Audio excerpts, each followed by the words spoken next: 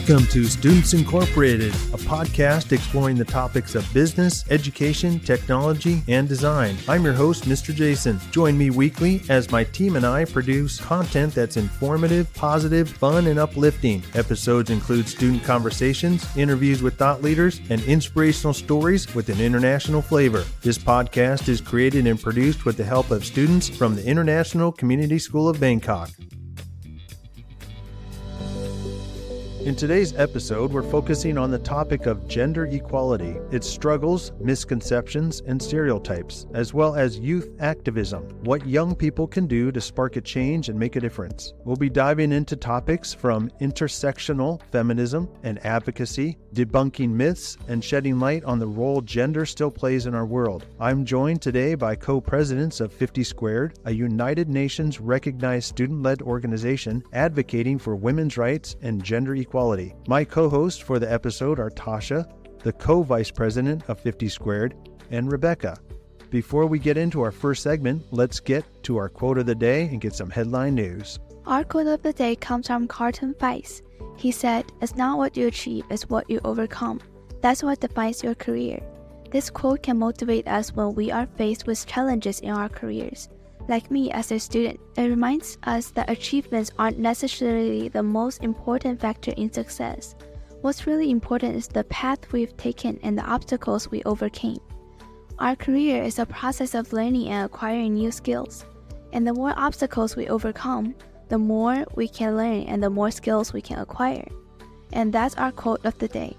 And here's some headline news related to our topic today. The annual 16 Days of Activism Against Gender-Based Violence is taking place now all around the world by members of the International Civil Society. It ends on December 10th. The theme for this year's activism event is titled Unite, Invest to Prevent Violence Against Women and Girls, and it focuses on working with organizations and governments in order to allocate budgets and time towards working against gender-based violence, and particularly violence against women. Now moving on, an iconic news network named Jezebel shut down on November 9th after 16 years of covering gender-related issues. Over those 16 years, it had gained a large audience among women internationally. However, due to an acquisition in 2019 by another company, which resulted in a lack of commitment and investment from that parent company, it became unsustainable and was forced to shut down. During that same time, employees of Jezebel News cited inhumane treatment by its parent company. This illustrates the struggles that outspoken news networks in certain regions of the world faced when they cover such controversial topics like gender-based violence or gender inequalities. And finally, the EU's Gender Action Plan, GAP 3, has been extended to the year 2027. The plan will continue on its goal of building a more gender-equal world. In the 3 years that the plan has been active, it's contributed to increasing the emphasis on gender equality in government and the UN Sustainable Development Goals. This plan also supports increased funding for gender-related issues and supports gender equality among organizations. It's expected to keep helping bridge the gap between both genders throughout 131 countries it's been implemented within. And that ends our headline news. Now let's get into our first segment. I'm joined by co-host Rebecca and a guest co-host Tasha, who is the co-vice president of 50 Squared. We welcome the co-presidents of this organization, Dream, and our very own Premi. We'll be introducing what 50 Squared is and what it strives to do, as well as discussing what gender equality looked like yesterday, looks like today, and what gender equality may look like tomorrow. Rebecca will get us started with our first question. Thank you for joining our show today. Could you please introduce yourself and tell us about 50 Square and what your role is? Yeah, I'm Premi. I'm a junior at ICS here, and I'm a co-president for 50 Squared. Hi, my name is Dream, and I'm in junior year as well, and I'm a co-president for the 50 Squared Club. For 50 Squared, it comes from the 50-50 equality. We advocate for between men and women, empowering both. Yeah, with the power of two, and that's where the 50 Squared stems from, like 50 times 50, and that's 50 Squared for all of you math people out there. And we are a UN-recognized organization, and we have some chapters across Thailand and internationally. Thank you. What are some actions 50 Squared has taken in the past, and what are some plans 50 Squared has for the future?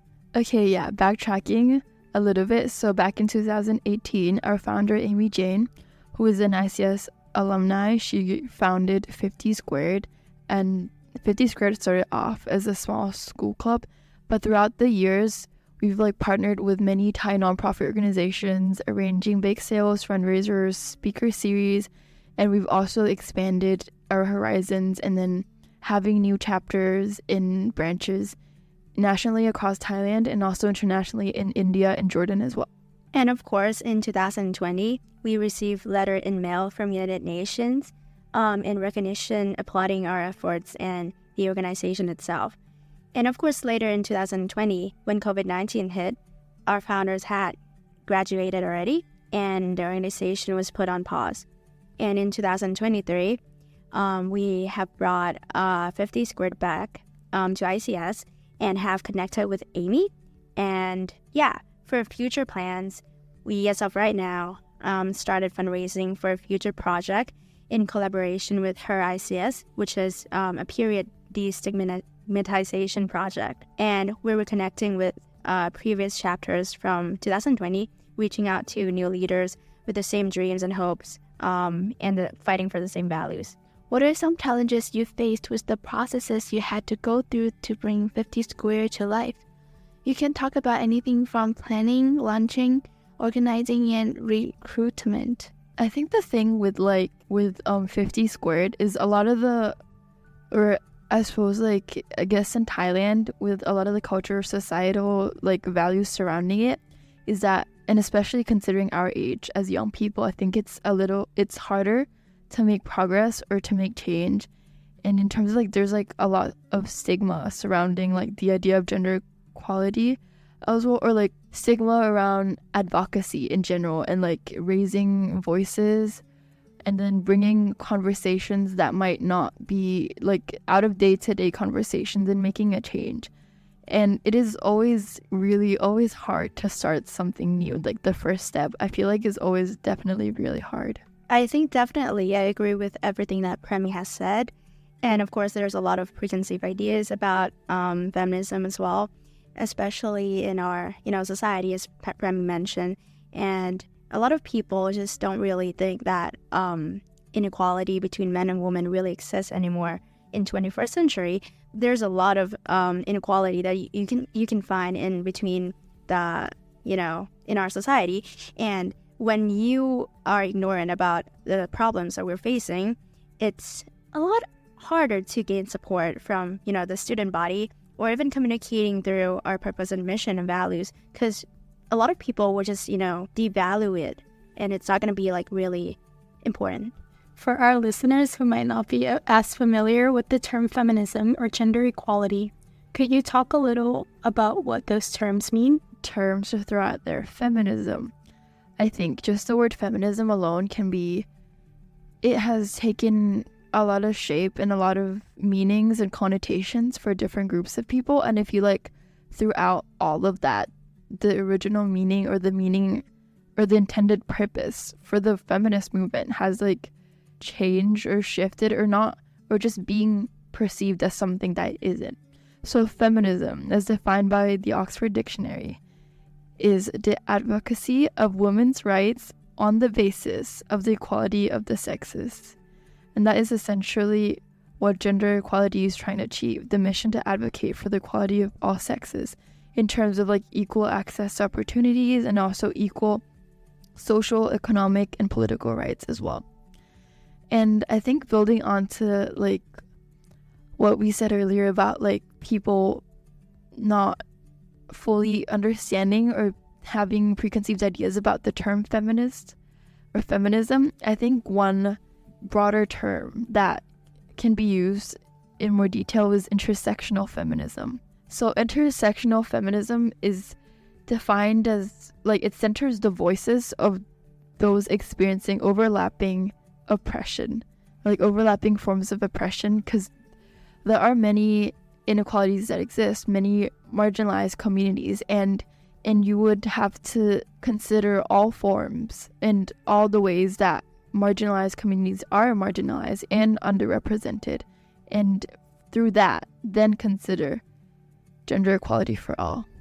And especially throughout history as well, when we look at the suffragettes from the 19th century, a lot of the feminist movement was carried out by white women. And for this reason, many people say that this also carries through in the modern feminist movement, with much of the vision and mission being directly advantageous or targeting specific subdivisions of women, as well as, overshadowing the struggles of women of colors, LGBTQ women, or even women of the other minority groups face, or, aka white feminism. Well, overall, intersectional feminism strives to be more inclusive for everyone. And for the 50 Square mission, we really just want to bring attention to the opportunity that men and women face, and how different those opportunities can be between those two groups of people, and we want to bring it to the balance between those group of people. That's our main missions, and we want to make it clear. Yeah, for sure. Absolutely what you said about historically how feminism is represented or just targeted towards the movement itself is maybe for women who are not women of color, for instance. And so I think definitely a term that many feminists use is now intersectional feminism to maybe show the divide between maybe radical feminists who are advocating for women's rights, but to excluding men's rights, but so instead not to be mixed up with the radical feminism, to have intersectional feminism instead, to be we said striving to be more inclusive for everyone. For sure, I absolutely agree. Adding on to that, when tracing back to centuries prior, our world has come a long way since the days women did not have the right to vote, or when the only role society deemed acceptable for women was a domestic caretaker. However, contrary to what many might believe, we still have a long way to go before we achieve gender equality. Could you talk about some of the struggles that women still face today? So, since a lot of people really assume that no inequality exists between men and women, it is quite hard for people to see what women still go through that still isn't fair and balanced, of course. Personally, I think ignorance is the main problem here. And by ignoring what's the problem, what's the issues, it doesn't make the issues go away. Even though it's the phrase called ignorance is a bliss, even though it's not true for women, which is the main focus for today. Or feeling that it doesn't have anything to do with me as well. And according to a civil rights advocate, Kimberly Crenshaw, if you see inequality as a them problem or unfortunate other problem, and that is a problem itself, because it's not going to solve if you do not take a collective actions between people of all, genders, sexes, or even ethnicities. It's not going to solve the problem. It won't make it go away. It's just going to make it lie dormant, but it's going to still affect other people. Absolutely. And okay, if we were going to talk more about the existing struggles today that people might sometimes look over and think that gender equality is achieved, here are some struggles that highlight the opposite of that statement. So first, there's the gender pay gap. We can get more into this later as well with statistics. A woman makes 82 cents for every dollar a man makes, and that's in the US. So if we were going to look worldwide, I'm sure the number would go down as well. So I think putting things into perspective, that's the gender pay gap. And talking more about careers or in the being in the workforce, gender disproportions in male-dominated fields like STEM and others. So science, technology, engineering, mathematics, computer science, business and finance, and so many more. There are double standards that exist within just careers, or the feeling that as a woman, you can't appear too strong, so you can't be bossy, be aggressive, be unkind. But then you can't appear too weak, because then you'll be emotional and ignorant and incapable, and then you'll get taken advantage of. So it's really interesting, the labels that society put on women especially in the workforce or in like careers in the work field. Circling back to the idea of double standards, like especially when considering for promotion or just receiving like high level entry jobs, or the idea that you need to, as a woman, you need to work so much more harder. You need to work so much harder to be seen and held in the same regard of that as a man. And definitely expectations, but I think expectations or just like gender, that's the social construct, right? Like expectations that are imposed upon every gender and every person. And but I think how gender is a social construct, that is definitely a whole nother conversation altogether. And period stigmatization still exists everywhere. And I also think that has a lot to do with culture as well, but definitely exists. Like how you need to whisper, like, hi, hey, sorry, do you have a pad? I forgot, I didn't bring any today. Things like that. Like you need to whisper and you can't say it aloud. But when I was growing up, I was taught that if I had a pad, I needed to hide it. Even though period is a natural cycle for women that women have to go through. It is nothing to be ashamed of. But then culturally, and then there's stigma, so that's a whole nother thing together. And then sexual harassment as well, catcalls, and many other crimes that are inflicted upon women, I think, are just some of the few examples of the struggles that women face today, and how gender inequality, even though we have come a long way, but I still believe that we still have a long way to go before gender equality. Yeah, definitely. I think many people tend to overlook the existing gender discrepancies today, especially in comparison with the way history has treated women. Building on to that, what would you say are common stereotypes when it comes to the concept of gender equality and the overarching feminist movement itself? I think the main problem is that the feminist or the gender equality movement is only for women. And that's not true, because feminism strives for equality between everyone, not just women, men, and other people too. And okay, for the first topic is toxic masculinity, and it's tying back to the idea of expectations society sets for each gender.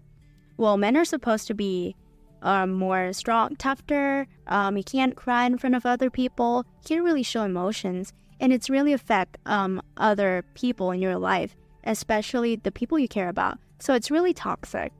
And to believe in to be stuck in a really toxic masculinity ways of life, it can really affect your mental health as well, and it can lead to depression and more likely to commit suicide.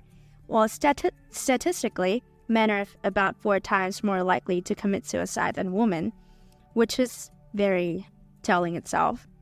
And stigma surrounding mental health, as we mentioned, by not really talking about your feelings, it can make things, harder for you, because it's just in your head and you're not letting it all out. And the second thing, I think it's really prominent in our movement in feminism, which is feminists are men haters, which is not true. We love men.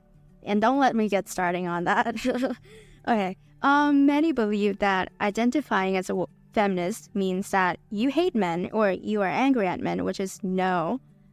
3 no. Big no. No. First group is radical feminists do exist, but aren't there radical groups in every spectrum, every political field? And the second thing is the radical field takes up the least space and very little in the overall population of feminists, but are the loudest and therefore become stereotypical of that group, when simply it is not true. Feminism, by definition, has nothing to do with hating men. We just want to make it balanced with every gender. Feminism strives for one thing. It's for equal and balance and peace for all gender. In reading research recently, it shows that feminists generally feel positive towards men. And this is a misandry myth. Misandry, for all the audience that didn't know the meaning, it's a dislike or contempt towards men. Misogyny, dislike or contempt towards women. Yeah, absolutely agree. I feel like those are some of the most prominent stereotypes that people or assumptions that people make about feminism and the feminist movement. Just like it's like 100% agree with everything that you just said. Like it definitely isn't just for women, it's for men too. Thank you. It's for men too. And I think also how feminists aren't mentators, I think that message gets confused a lot, or it doesn't get across as much. And like you said, like there are radical feminists out there, and I feel like, yeah, like what you said, taking up like a small percentage of the feminists overall, but taking the most voices up or taking the most space up, and then that becomes stereotypical of what people see for feminism. But okay, here's also another stereotype, is that feminists can't take a joke. I think feminists, we definitely can take a joke. We do humor. That is, we do humor. We take jokes. But I feel like the thing with jokes is that it can also be seen as microaggressions. Microaggressions are belittling comments or things that may or may not be intentional, but they are still belittling and invalidating the experiences of marginalized communities. And I feel like when a joke is framed that way, it can be insulting, it can be offensive, and belittling for the efforts of the advocates for gender equality and against women's marginalization. But the idea or the concept of microaggression definitely like extends outside of women's marginalization to like other minority groups and other marginalized groups. And so jokes like go back to the kitchen is not something to be laughed at, because as long as women's ambitions and intellectuality are still placed behind their family and society's needs, the cruel reality for women will be as tangible as ever. I totally agree. These definitely are the preconceived notions many have about the feminist movement. Touching on one of the struggles being the disproportionate ratio of men and women in the STEM field. Could you expand on that a little bit? I'm gonna speak this from like a really personal experience. Speaking of like, if a woman really are interested in a STEM field, she's not gonna really get recognized as, like as a professional or even, really good in STEM. And why are you here? Why don't you, go and major in something else? And that's really prominent, especially, well, not saying our school, but I'm saying a lot of places in Thailand, in society. There's a lot of like belittling STEM women efforts of, like pursuing further career in STEM, especially in computer science is one of them. It's one of a really prominent subject that a lot of men in that field are not really recognizing women's effort in it, and there's a lot of like career jokes as well. I think a lot of like STEM related careers, I think it's leaning more into like a masculine side of things, so that can be why a lot of people are not really recognizing women efforts into going or pursuing further career in STEM, because it's been seen that it's masculine and not really fitting for women in general, as woman is seen as feminine.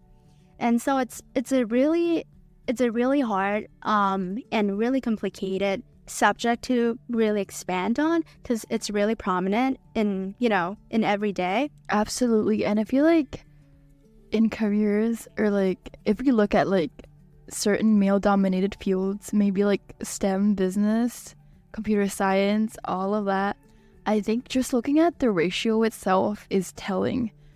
There should be roughly about the same number of women and men in the world, but the numbers for the ratio for such fields are just skyrocketing. We'll get into this. I'm excited for this list, but we also have a top 10 list for this episode too later, so make sure you stick around and listen to that. But we talk about all the statistics that I think are very telling in itself. And okay, what you said too about like expectations and like what society deems as more masculine, I have a riddle. I just listened. My sister told me that a few days ago, and I think that really stuck with me. So if you all know this already, don't say the answer. Okay, here it is. So there's two people in this riddle, James and a doctor, and they go fishing. James is the doctor's son, but the doctor isn't James' father, who is the doctor. Okay, I'm watching everyone think. What do you think? I really have no idea, to be honest with you. Wait. Is the doctor not a human being? The doctor is a human being. I had some help, but the doctor is a mom. That is the correct answer. But like, I feel like that can just be seen as like that's it. That's like a very simple example. I feel like you can just see it as a riddle, and it can be that. But I asked today earlier in marketing class for the podcast. We were planning it, and I gave them this riddle, and everyone took quite some minutes before Mr. Jason came with the right answer, that the doctor was his mother. So I think like this just like demonstrates that like the societal labels that go with certain jobs. So like people would associate being a doctor as a masculine trait, right? Or fishing. Fishing is often seen as a masculine activity. And so with those two in mind, it's begging the question of why would it take for people to take so long to realize that it is his mother. I think that alone is very telling in the way society treats careers. I think in a family sector as well, when we look into, for example, a father is looking after his own child, it's been called babysitting. But when a woman is looking after her child, it's called, looking after her child. It's all of these terms are really, highlighting the fact that we have a long way to go about equalizing and balancing the gender inequality between men and women, to put women before her families and societal's need and, her expectations from her family or husband or society. Otherwise, we cannot achieve a really good gender equality movement. Yeah, absolutely. And I think, or just this too. Say there's a single mother with 3 kids. And you're like, oh, like she must go through so much and struggle so much. But then it's more prevalent versus if you see a single father with 3 kids, everyone will be impressed. And I feel like the difference of being a single mother or a single father, I think just that alone is very telling about what society deems about the acceptable roles that women and men should play. And even though I feel like another stereotype I think that people perceive the feminist movement is that we're trying to get every single woman in the career field, and we're trying to eliminate the prospect of a woman being like a mother or having a domestic job, and that is simply not true.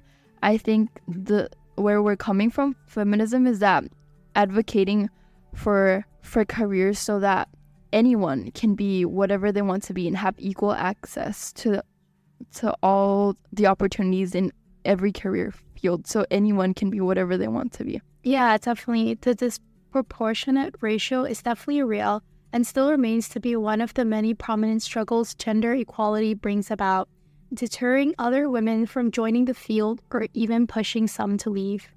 For anyone who wishes to make a positive impact, how would you suggest for them to take action and make a difference in the world? I think the main thing is to find what you're passionate about and to fight for it really loudly and really just, passionately. Yeah, I think it's like the thing is that don't let anyone tell you otherwise, that your efforts are not really going to help or really not going to make the problem go away. I think little efforts building up into big efforts, it's really important to take a step by step, baby steps to, build up something small, but it can expand later. I think in our school, especially when we're students as well, by posting a lot of stuff, educating people about the things that you want people to get educated at, I think it's a really good way to help young people or other people in general to get educated and be informed about the stuff that you want to make change in the world. And I think to remind yourself every now and then that there's always struggle, but that's why you're doing this itself. Remind yourself of the end goal that you want to achieve. And if you're not starting to do something right now, when will you start? And it's not going to happen if you don't start right now. So remind yourself that and keep going and just ignore anyone else who's belittling your efforts as a advocator. Yeah, absolutely. I think passion is definitely really important. And it definitely does it, like, whatever your passion is, advocating for anything that you believe is right. I think that alone, that will drive the changes. And I, like, definitely get what you're going with like, how you say, like, when you're just a student, you're a high school student, and you're still so young. And it's the feeling that, like, you're so small and you can't actually make an impact. Maybe it's that feeling, and also the feeling because society deems it to be that way for you. And so, yeah, definitely reminding yourself of the end goal. Like, for me personally, I have in my notes app, one note is specifically dedicated. I call it inspiration, and then I pull, like, quotes or articles, statistics, and then books that I really love that, like, I think dedicate to the cause that I'm advocating for. And every time that I'm feeling maybe tired or feeling defeated, I go back and I look at it and I get inspired again, and I remind myself why I'm doing this and why I want to do this. And definitely dream big. I think dream big, and you can always start small. Like, starting small can be just like creating conversations and then safe spaces to have them, and then having those relationships and finding other like-minded people to build a community off of, I think will be also uplifting, and it will definitely make you feel like you're not alone in this, and that people are also advocating for the same thing. I think adding on to that as well, the important thing is that to be a really open-minded person. I think there's a lot of people who would not agree with what you're saying or in what you believe in. But the thing is that human beings don't agree. We've seen throughout history that there's a lot of wars going on. There's a lot of conflicts, especially right now. There's a lot of conflicts going on. So I think the thing is that to be really open-minded and to, keep in mind that what you're fighting for and why are you fighting for this. Keep in mind of your, goals and dreams, as Premi said, and to not really be ignorant. Because I think in like the 21st century, you can get educated really easily. There's a lot of resources you can research on if you want to know anything at all. So I don't think like using an excuse as, you're not like know a lot about this stuff, so you cannot really form an opinion on it. Get educated. I think that's a really good way to start advocating for people around the world and to have a potential to make a change. What advice would you give to young people who have the potential to make change in today's world? How can they start? I think anyone, absolutely anyone can change. And I think especially with young people, society might deem you or might see you as incapable. But the thing is, you are young. You have so much potential in you, and there are so many changes you can make and so many impacts, long-lasting impacts that you can make and the differences that you can make. So I think definitely starting small, just what Dream said earlier, to just like get educated, learn more about it, start conversations, find like-minded people, maybe start a club, a fundraiser for a cause, or do anything. Definitely starting small is important. And also, if we're talking specifically about gender equality as well, 50 Squared invites students, high school students around the world to start new chapters and join our community and expand the reaches and the impact that we can make in today's world. Where specifically for our 50 Squared Club, there's a lot of actions that you guys could be a part of and to contribute to, a movement of feminism. First of all, there's a Take Action page on our website, especially with like spreading awareness and finding great resources, books, movies, TV shows, blogs, statistics, reports, or even research studies. I think being like in a front line of absorbing news, but not really absorbing everything you've seen, because you don't know if it's true or not. I think I said it earlier, but to be open-minded is a key here. To, not absorb everything that you've seen, but to absorb something that you think it's valuable and you think it's credible. Yeah, or the sources that you think it's credible, and you have great conversation with the people who will not judge you and will, contribute you to like a better conversation about this topic that you're passionate about. I think that's a really good way to start spreading awareness and start making changes in this world. And yeah, as like Premi said, you're young. You're not like gonna make that much changes, which is not to worry as of this stage right now. But I think beginning to do something, that's itself is it's a key here to contribute something, to make some efforts into, what you're passionate about. Yeah, make a change. And with that advice, we end segment 1. Thank you for the insightful discussion and ways in which we all can be aware of the inequalities that still exist. We'll be right back with some statistics right after this short announcement. 1, 2, 3, 4. Hey everyone, 50 Squared is a United Nations recognized nonprofit organization founded back in 2018. Through fundraisers, speaker series, collaborations with other Thai nonprofit organizations, we strive to empower women, raise awareness, and advocate for gender equality for all. This year, we're hoping to organize more events, collaborate with more like-minded organizations, expanding nationally and internationally. We're looking to recruit more branches and chapters. As of now, we're selling snacks in classrooms to raise funds for a future project to destigmatize periods. Be on the lookout for more events to come. Follow us on Instagram at 50 Squared or subscribe to our mailing list on our website, 50squared.org. We are back with our second segment. As we wrap up this discussion, our co-host and guest will be sharing a top 10 list of statistics that will hopefully shed some more light on this subject. Premi will start us off with number 10. Number 10. 10 syllables. Intimidating, bossy, aggressive. Women are 30% more likely to receive feedback for being intimidating, bossy, and aggressive when being considered for promotion. Number 9. 19% is the number of bachelor degrees earned by women in 2016. What's scarier is that this number dropped significantly from 27% for women who got the same degree back in 1997. Number 8. 82 cents to $1 is what a woman makes on average in the United States when compared to her male counterparts, according to the U.S. Government Accountability Office. This number drops even further, in particular for mothers. Number 7. 17 to 1. That's how much male CEOs outnumber female CEOs by. Let's put things into perspective. The New York Times states that there are more CEOs named David than there are female CEOs. Number 6. 66% or 2/3. Women still account for 66% of all adults worldwide who are unable to read, reports UNESCO. This discrepancy stems from education from a young age. Number 5. 1/5. That's the percentage women make up in business and finances as executive team members, reports a gender equality research from the UK. Number 4. 4 to 1 is the ratio of men to women in the fields of computer science and engineering. Number 3.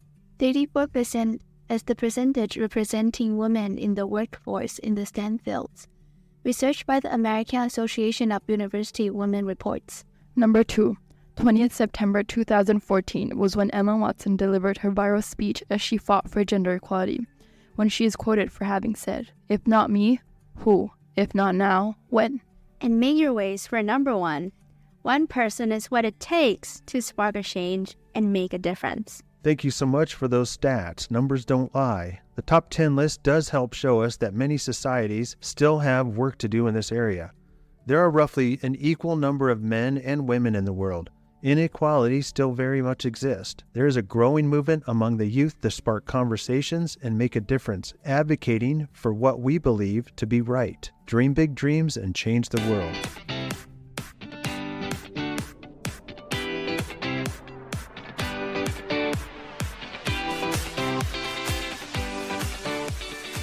As we end this episode, I'm reminded that many inequalities still exist in today's world, and that the youth has the ability to make impact and inspire changes.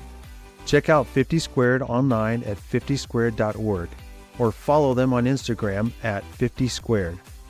As always, this podcast would not be possible without the hard work and support of our international student production team. All music and sound effects are courtesy of pixabay.com, a vibrant community of creatives sharing copyright-free images, videos, and music. And we are signing off until next time. We are Students Incorporated, because your voice matters.